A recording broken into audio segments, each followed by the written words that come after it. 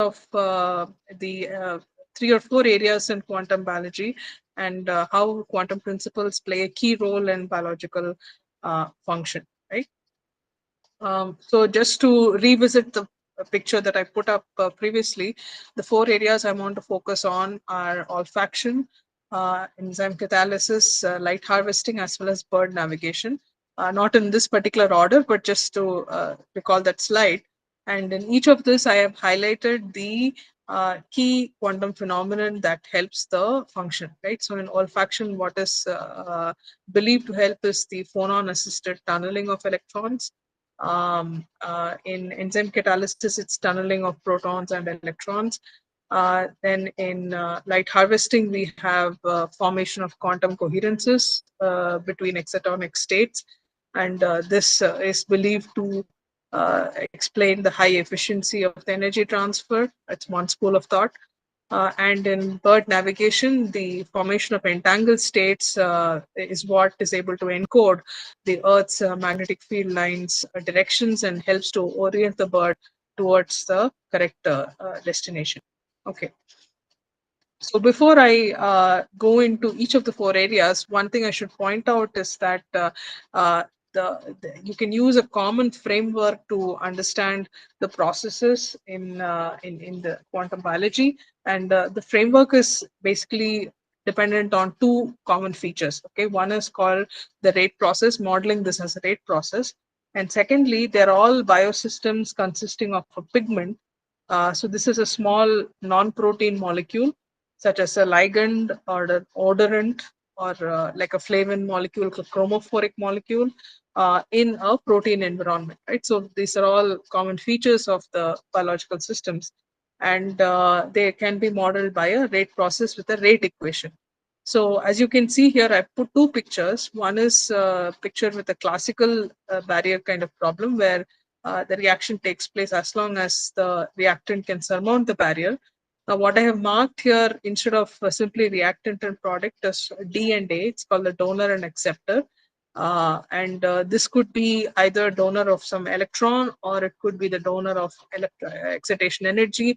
So generally, we are trying to look at the process as some transport process where it's either an energy transport process or electron transport process, and thereby you can either have chemical reactions or just an energy change in the process. So if it is a quantum process, we will have the involvement of surfaces like this. So this whole thing is basically called a configuration coordinate diagram, where I have some reaction coordinate, and along the y-axis is the energy associated with the system along that coordinate. And what these are potential energy surfaces, which denote the individual states, or rather each point denotes individual states of the system when it's either in the donor state or the acceptor state. And the idea is to go from the donor to the acceptor surface, Dr. subject to Jayashree, what Dr. is Jayashree, happening. Yeah, slides I are can not hear you. changing. Go ahead. Oh, sorry, really? Slides are Okay, not one changing. second. You are in the title slide only. Now it has changed. Oh, ah, okay. Shall I try again? One second. Are you able to see the change now? Yes, ma'am. It is now.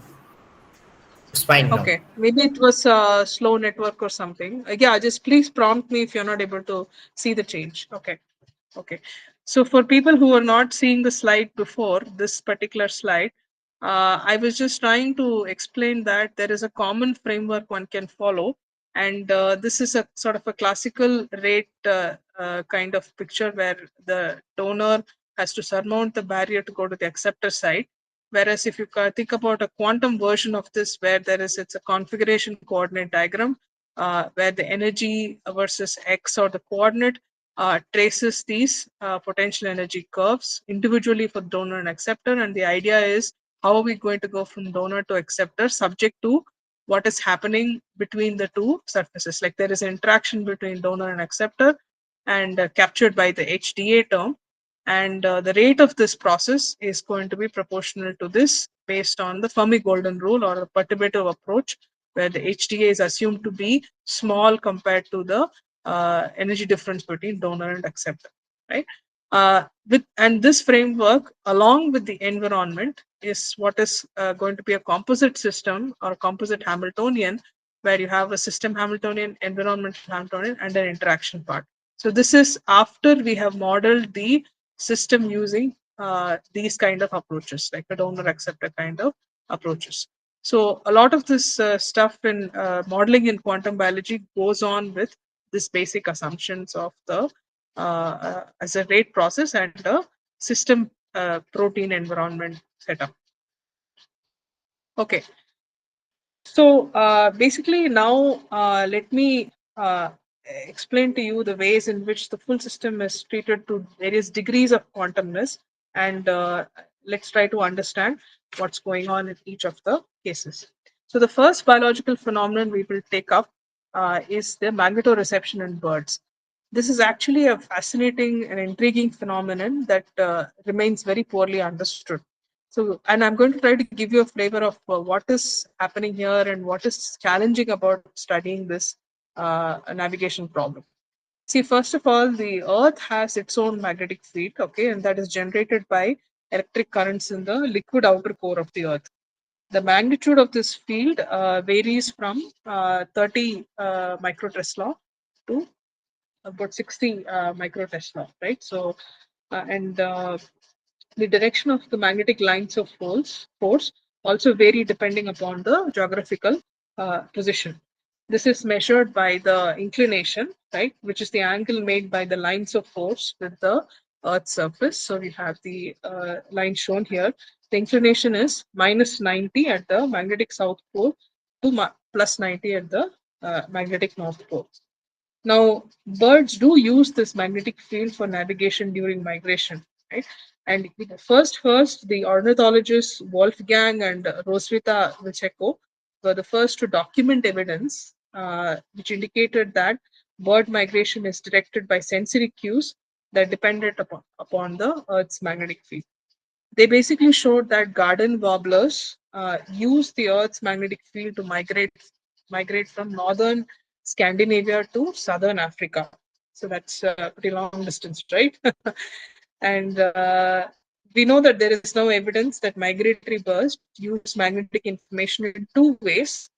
One is that it actually uses it as a magnetic compass, which is a way for the bird to determine which is the magnetic north direction. So it should know what is north, and for this, the birds needs to know only the direction of the magnetic lines of force at a particular direction, not the intensity, but just the direction of the magnetic lines of force.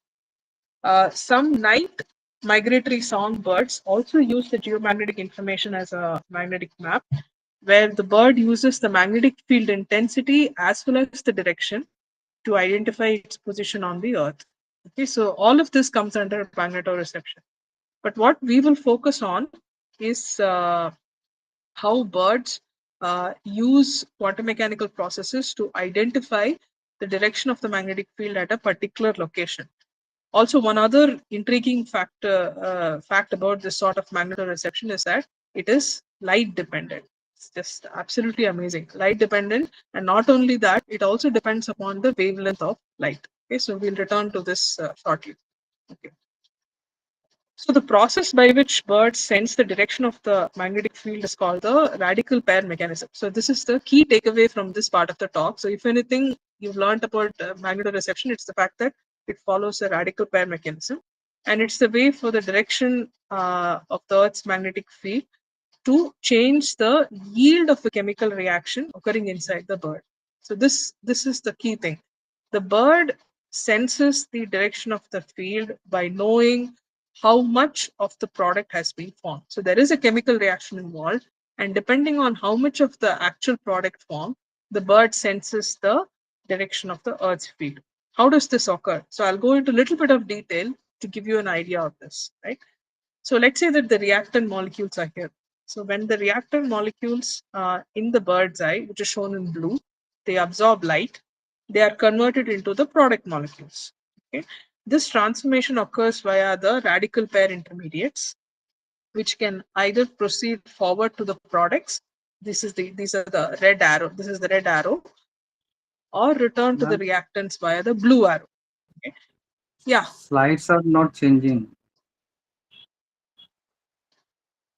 Okay. Uh, okay. I'm not sure what's going on. Let me try to share again. Okay. I will stop presenting and I will share again.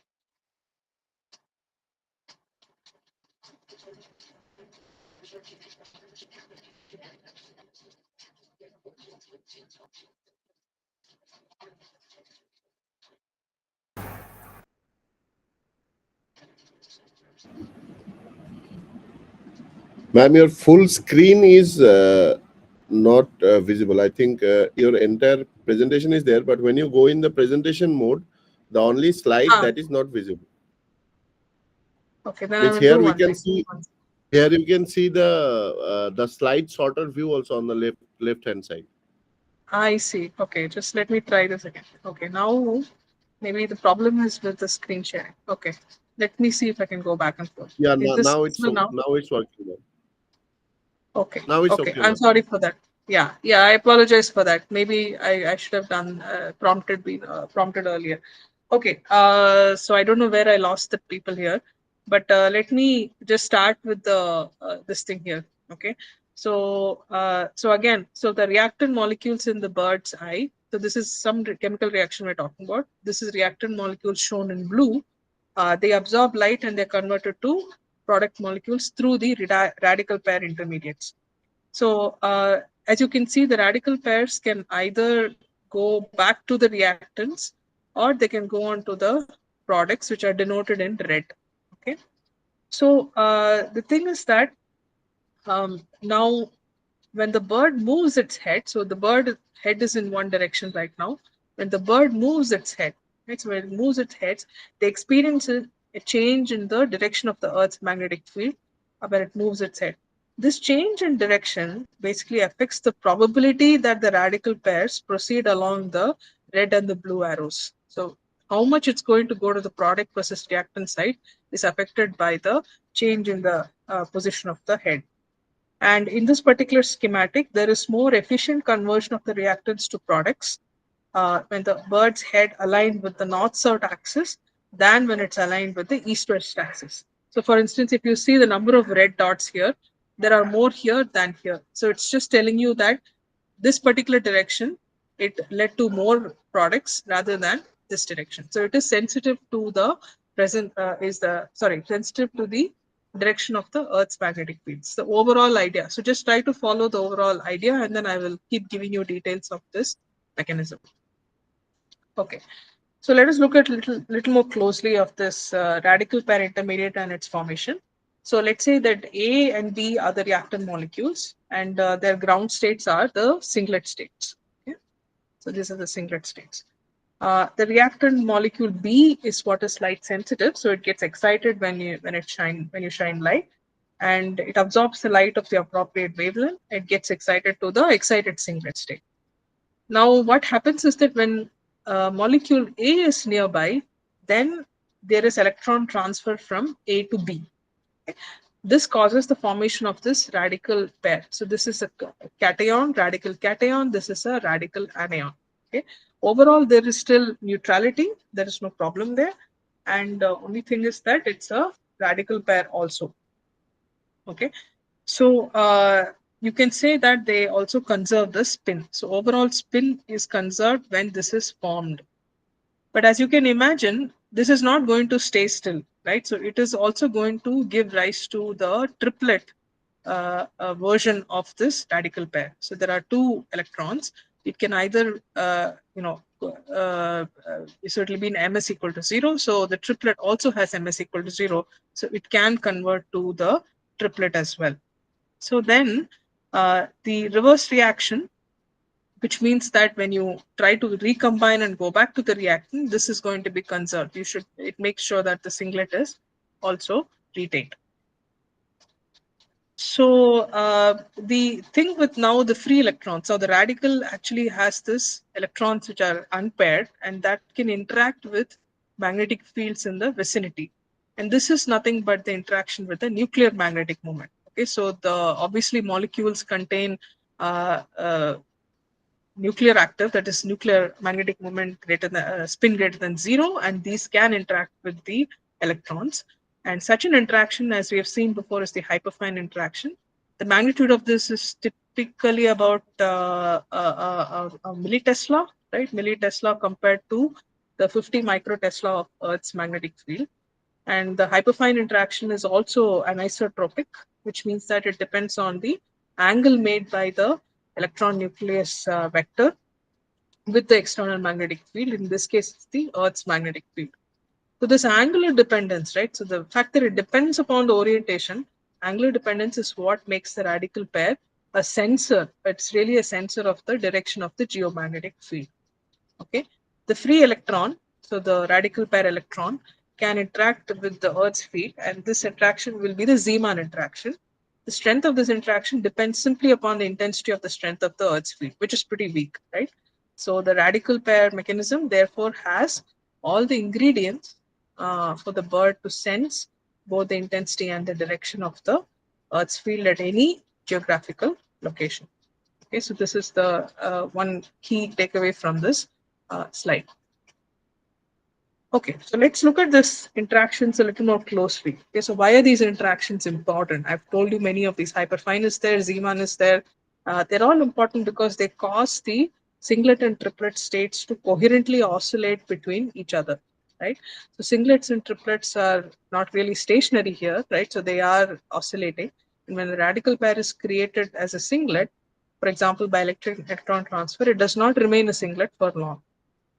The fraction of radical pairs in the singlet state, and therefore also the fraction in the triplet state, oscillates at megahertz frequencies. And that is basically determined by the strength of the hyperfine and the Zeeman interactions. So you can see here, basically the zero field, there is one frequency. Here there are two frequencies. So there is basically a singlet fraction and a triplet fraction which are oscillating. And within these two, there are two frequencies because one is a hyperfine interaction that's contributing, and the other one is the Zeeman interaction that's contributing, right? So both of these will contribute to the two frequencies here. And here, if you see, basically the oscillations are a manifestation of the quantum mechanical spin coherence with which the singlet radical pair is being formed. So this is the thing. So the coherence here is achieved in that radical pair. Okay, so coherence therefore plays a crucial role in the operation of the magnetic compass. So singlet triplet interconversion, if it is driven purely by hyperfine interaction, occurs at frequencies close to 30 megahertz. So that is pretty strong, right? See, hyperfine is very close. The nucleus and the spin electrons are very close, and that will be a stronger interaction compared to the Zeeman interaction always, right? So that is going to be around 30 megahertz, whereas the Zeeman is about 1.4 megahertz. That's contributing to the Larmor precision frequency, and that is close to 1.4 for this 50 micro Tesla Earth's field.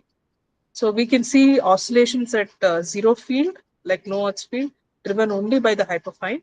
And then we can see the fast 30, there is a fast 30 megahertz here. And in orange, we have both the hyperfine interaction and the Zeeman interaction. That is a fast oscillation superimposed on a slow oscillation. And when the direction of the external field is changed, that is from 50 microtesla pointing in the upward direction, once again, upward direction to the other direction, eastward direction, we can see both the slow and the fast oscillations, but the details have changed. So this is pretty sensitive to the external field as well. Okay, fine. So there is a photochemical reaction in the bird to give rise to a radical pair. There is a singlet triplet interconversion in this radical pair. How does this change the yields of the reactant and product? Because that is what I was telling you, right? The change in the yield is what allows the bird to sense the change in the Earth's magnetic field direction. So let's see that. Okay, so this is to now let's incorporate the chemical reaction part of it. The singlet can transfer an electron in the reverse reaction from B to A and then recombine to give rise to the original reactants. In this process, for which the rate constant is Ks, there is no product formation. So I think that part is clear. In the second Ma'am, reaction, can one I of have the a question? components. Yes, sir. Please go ahead. So how can you so sure that it's only interacting with the Earth magnetic field?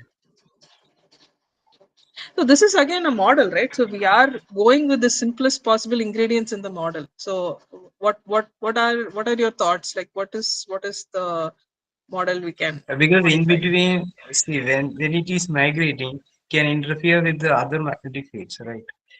Absolutely. Absolutely. So that is the other thing, right? What are the disturbances that will destroy its interaction with the Earth's field? And it has been shown in not only birds, but also small animals that when you overpower the Earth's magnetic field magnitude with something else, then the mouse or the tadpole, whatever it goes haywire, it is not able to, uh, move in a directional way. So yes, you're right. There are disturbances, and my thought is that there is also a mechanism to correct this, which is not part of this model.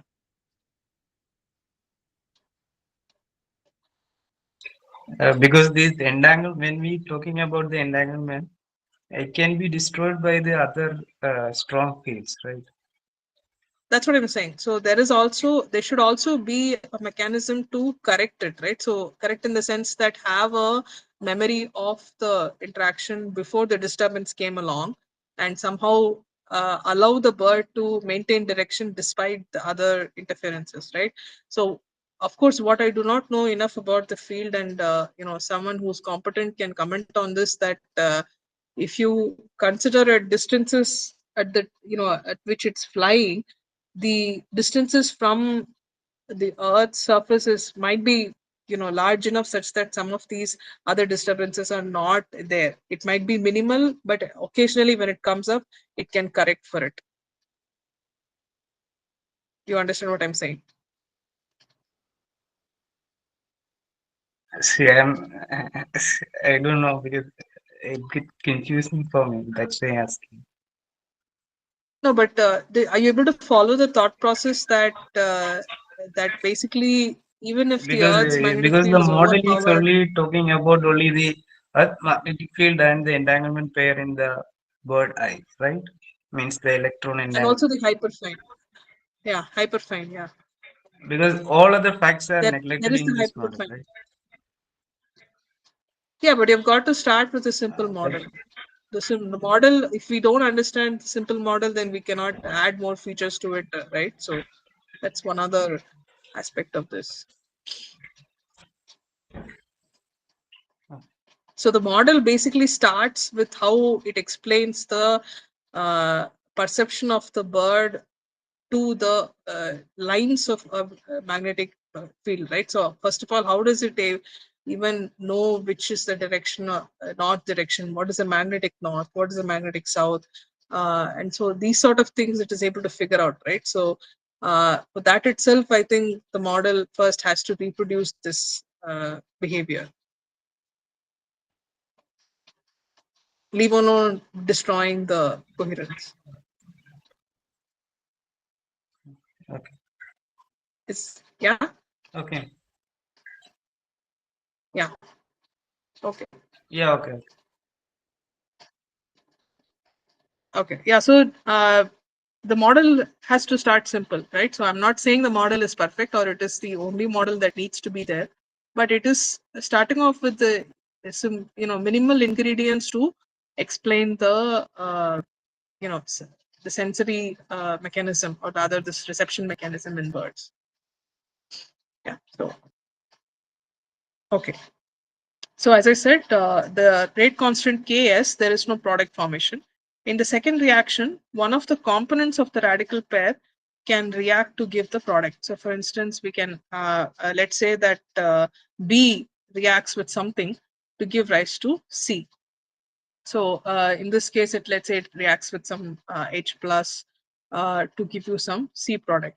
So this would be independent of whether the radical pair is in the singlet or the triplet state. So in both the cases, the B dot minus can react to give you the reactant C, product C with some rate constant Kc. So there are these two competing pathways for the removal of A plus dot, that is radical cation and radical anion, from the singlet state with rate constant Ks, and from the singlet and triplet states with rate constants Kc. The proportions of the radical pairs that go back to AB or forward to C, they depend on not only the two rate constants, but also the extent and frequency of the singlet triplet interconversion. So this interconversion also there is a rate. If the Zeeman interaction with the external field increases, right? If it increases the average triplet fraction with a corresponding decrease in the singlet fraction, then more radical pairs will react to form C and fewer will revert to AB, because only the singlet can go back to AB, not the triplet. So if there is more of triplet, then you can expect more of the C. So the ultimate yield of C, once all the radical pairs have reacted, therefore depends on the presence and direction of the external magnetic field. So this is sort of the origin of the external field effect. And although the oscillations in the spin state of the radical are crucial for the existence of the magnetic field effect, it is finally the yield of the product C, once all the radical pairs have disappeared, that would provide the bird with the information about the direction of the magnetic field. So let me show you a little the simulations also, which is substantiating this. So let's take the simulation, and they're done at an overall magnetic field of 50 microtesla, oriented in a particular direction. The y-axis is the amount of singlet, and x-axis is the time in microseconds. So the gray lines are the singlet levels if there is no chemical reaction. So you can see the gray lines, right? There is oscillations of these lines because of the singlet triplet interconversion, but no overall change in the average level of the singlet fraction. If there is a chemical reaction, then the orange line shows the pointer has disappeared. Just a second, it's sort of stuck. Okay, so the orange lines shows the amount of singlet decaying over time to 0. This is because the singlet either recombines to give reactants or converts to products. And the dotted line shows the amount of product formation, and the exact value depends upon the magnitude of the rate constants and the hyperfine fields. Okay, so this is one thing. And if the direction of the field is changed, keeping everything else identical, then the amount of product formed is significantly different. It goes from 0.434 to 0.367. The bird is able to detect this change in the amount of product and therefore determine the direction of the magnetic field. Okay, so recent experiments on the European robin bird, right, have shown that the protein cryptochrome 4, so this is what I'm showing on the next slide, cryptochrome 4 is the most likely candidate for the magnetoreceptor. Previous analysis they had done on chickens and migratory European birds indicates that Cry4 is located in the outer segments of two types of photoreceptor cells in the retina, double cones and long wavelength single cones. This is an ideal location for receiving the light, that is light to be incident, that would excite cryptochromes and thus help in magnetic sensing. Further evidence consistent with the possible role of Cry4 in magnetoreception is also that its expression levels in robin retina, that is how much the protein is expressed in the retina, rises as the migratory season approaches. So when season approaches, its expression level is high, and its level remains permanently low in non-migratory chickens. So Cry4 absorbs light in the blue region because it has this flavin chromophore, and then the flavin takes up an electron through a relay of tryptophan amino acids in the protein that serve as the electron source.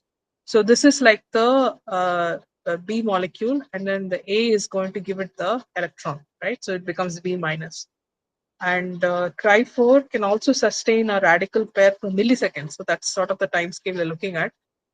Sustains milliseconds, and this is required for the magnetic sensitivity. So this is a very nice example of how the current model is trying to explain the way in which the bird can sense the direction of the Earth's magnetic lines. So I hope you got an idea at this point of how this manifests in biology. So I'll wait for a minute to see if anybody has questions in this area.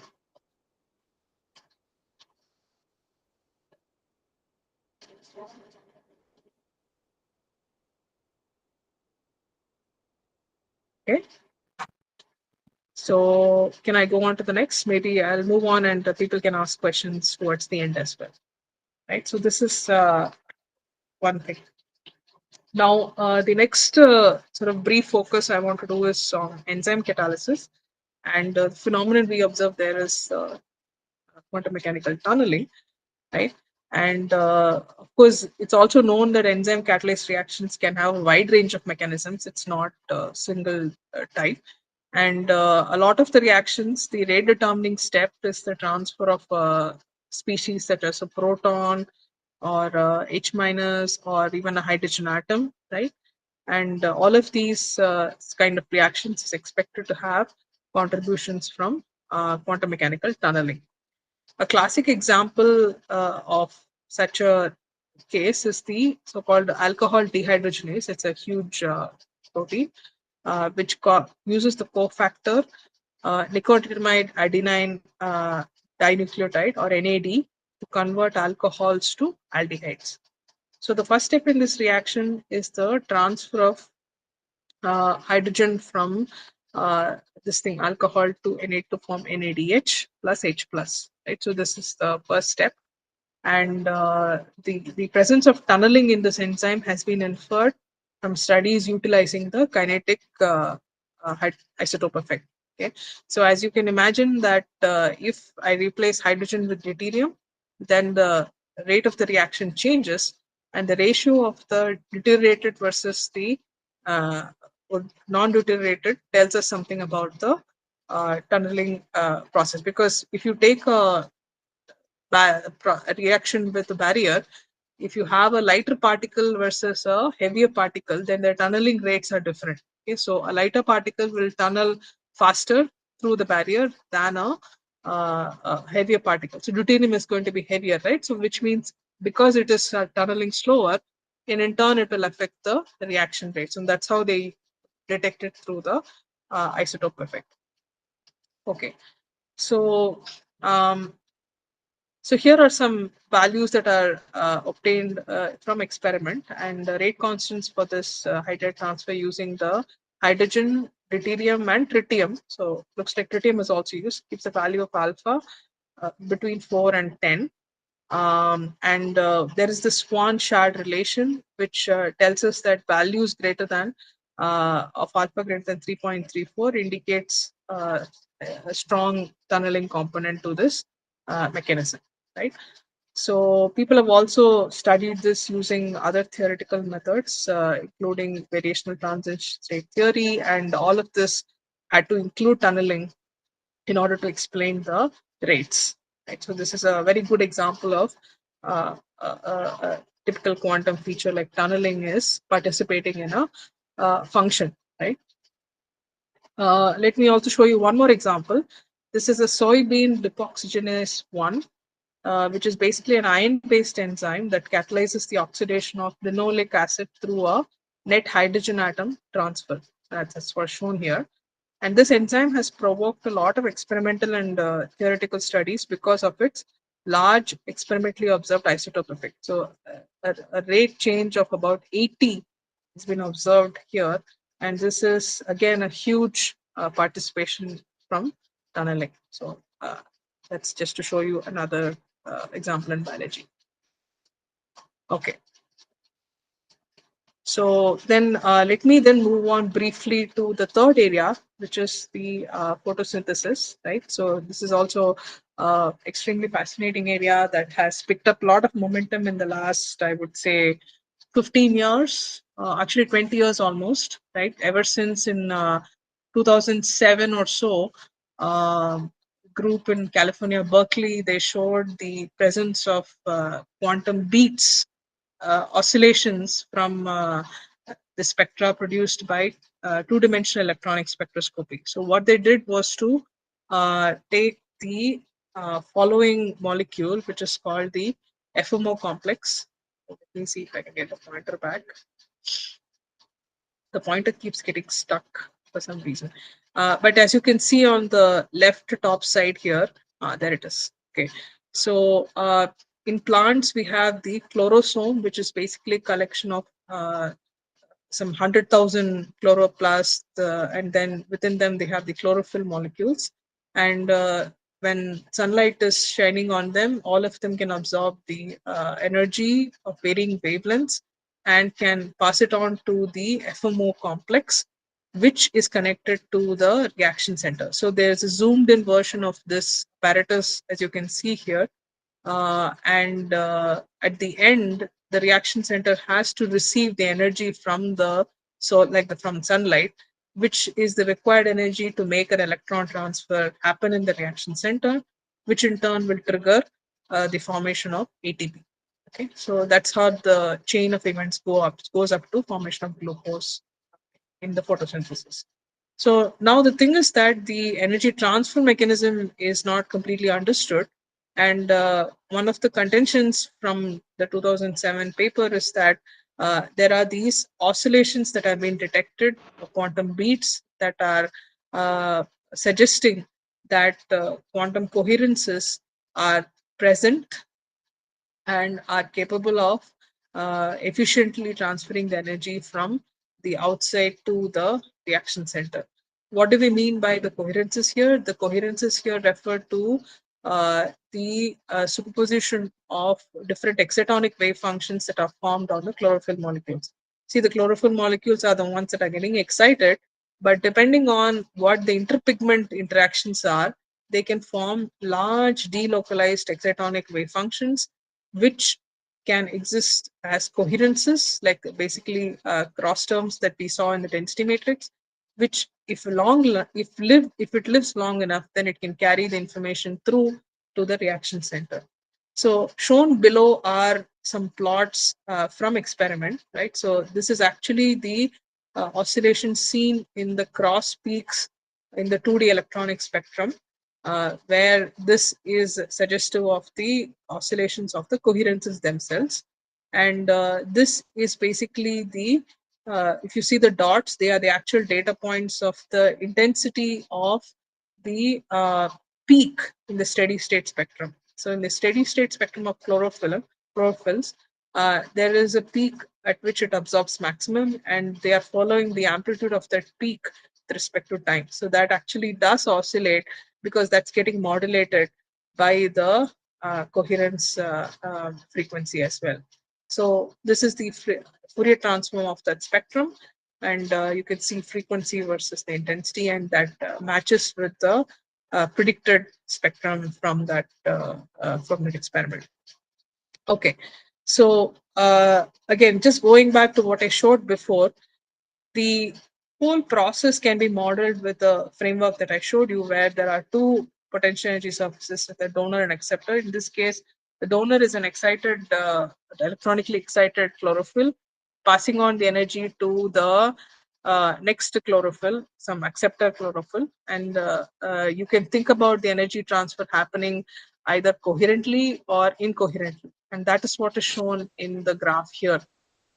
So if you see how to model this process, whether, are you talking about weak coupling, strong coupling limits, how should we think about the dynamics?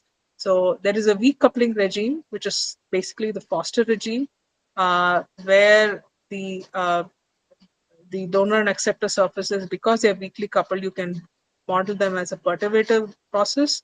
And you'll see that there is a separation of the electronic and the phononic factor contribution. So which means that when you excite a molecule, before it transfers the energy to the next one, there is already vibrational relaxation that has happened. And the transfer is basically an incoherent process. Okay. Now, as you increase the coupling, as you increase the electronic coupling between the this interpigment coupling, you start going into the coherent regime. Okay.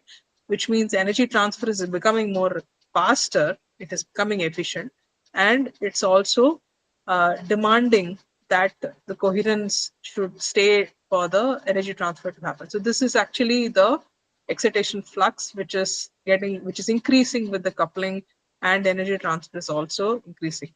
But this is not going to keep increasing, right? If you go to too much of large coupling, then there is the Redfield regime, where it is basically dominated by relaxation. So it is you allow for too much relaxation, and there also the energy transfer is not efficient. So there is always a sweet spot or a regime in which the energy transfer rate is maximum.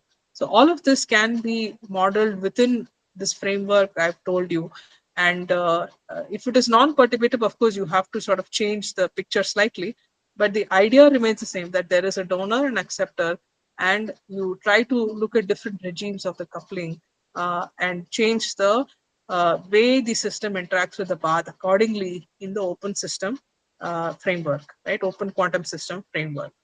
So that I hope is the I've given you the basic idea of what the coherences do in photosynthesis, right?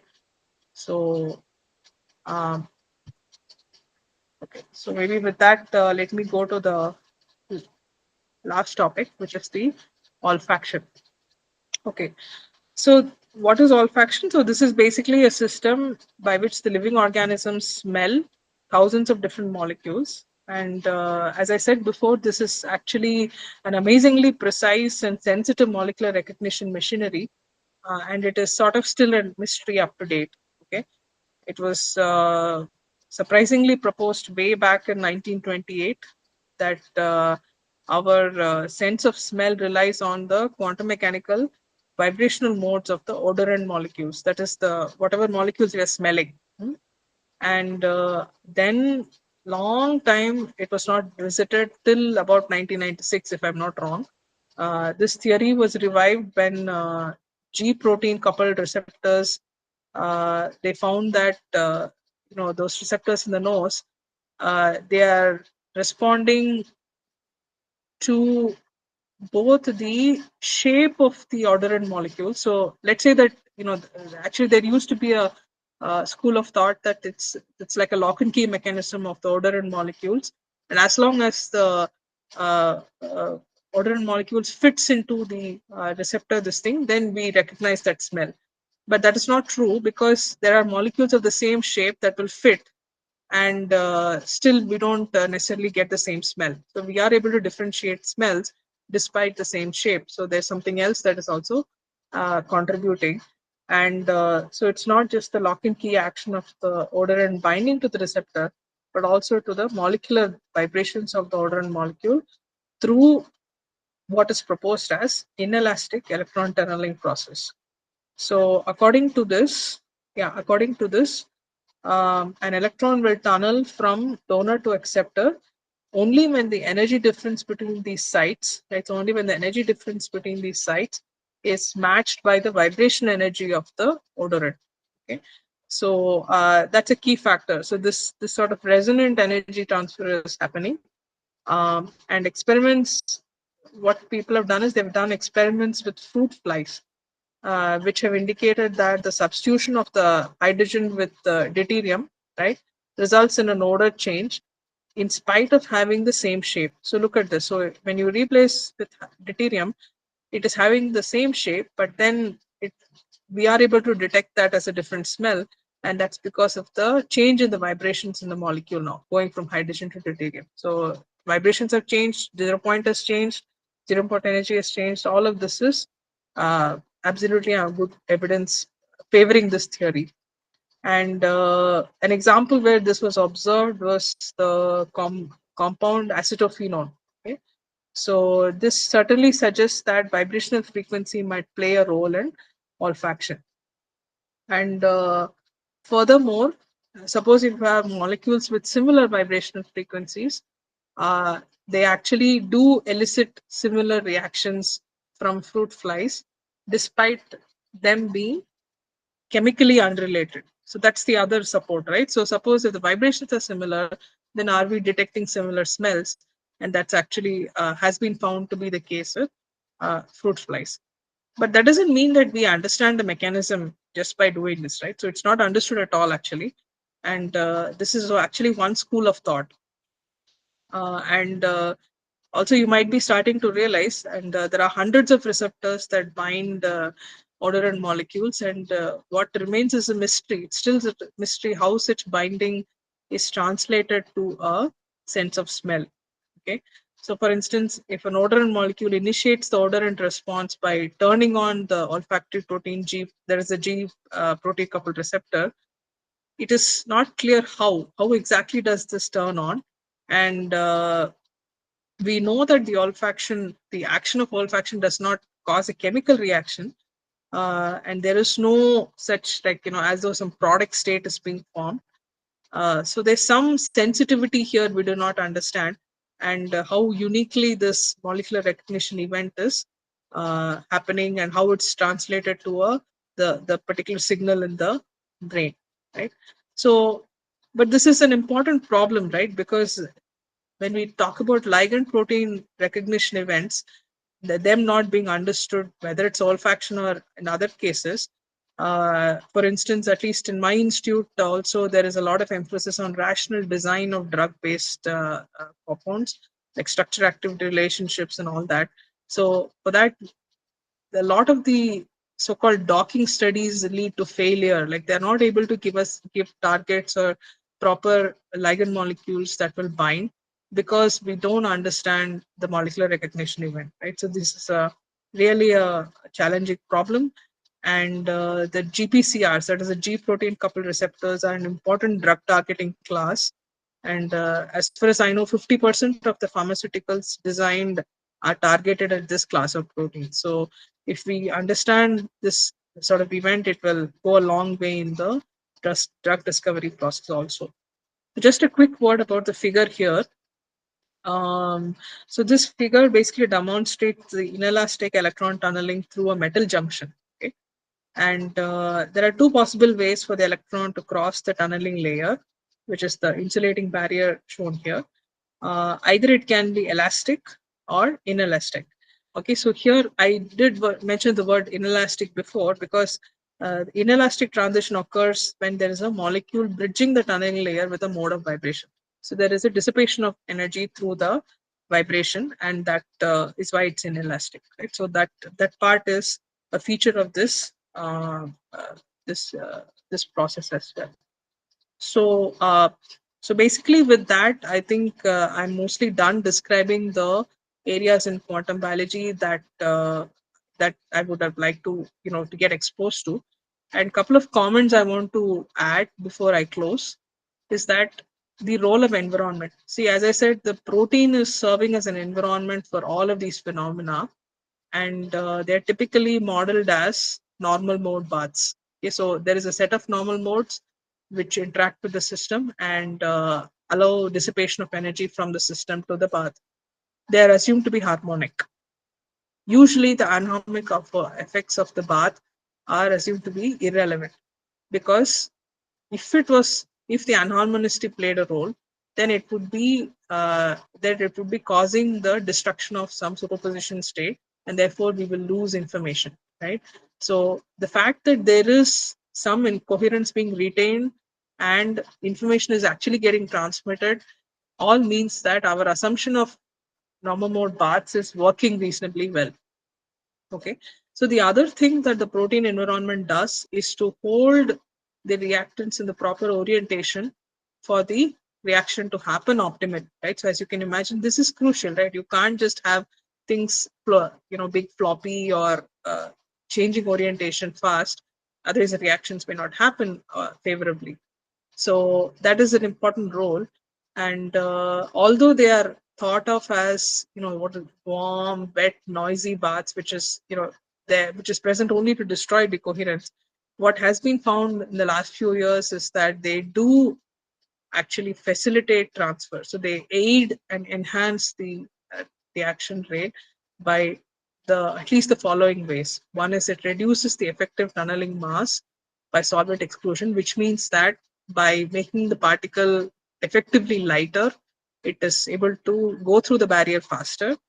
And secondly, it modulates the Born-Oppenheimer surfaces. That is these, as you can see, the donor-acceptor surfaces, after you include the interaction, give rise to double well shape like this. So if you take into account the a matrix form of the donor acceptor along with the interaction, you diagonalize it and you plot the energies, you will get this double well shape.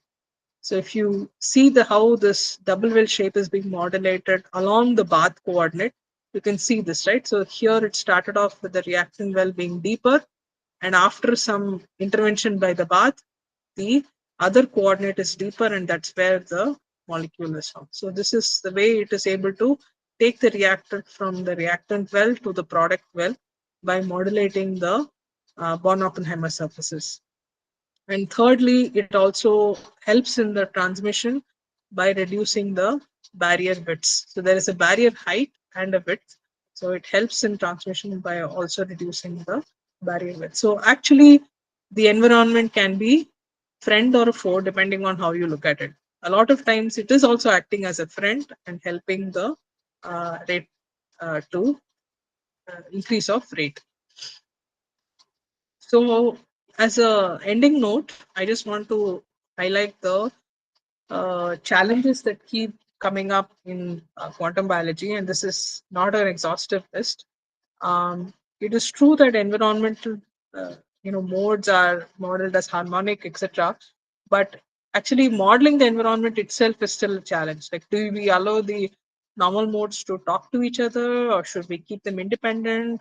How many modes should we have? Should we put them for each reactant? So there are a lot of unanswered questions at this point, which the model, it brings too much flexibility to the model, and we still don't have a good way to model the environment in an optimal way. Okay. The second thing is that enzyme catalysis does have tunneling, but we are not really using this enough to develop, say, industrial catalysts. We have not still learned enough to exploit tunneling to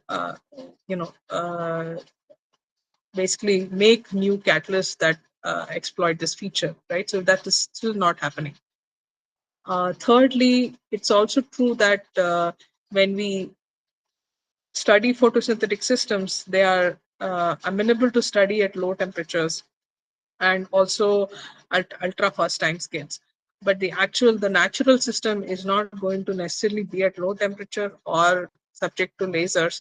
They are subject to natural sunlight, and how are the coherence is going to survive in that kind of ambient situation is the real question. And there are a lot of groups which are working on this for the last decade, I would say, on this precise scenario, because that would be a more natural model to simulate.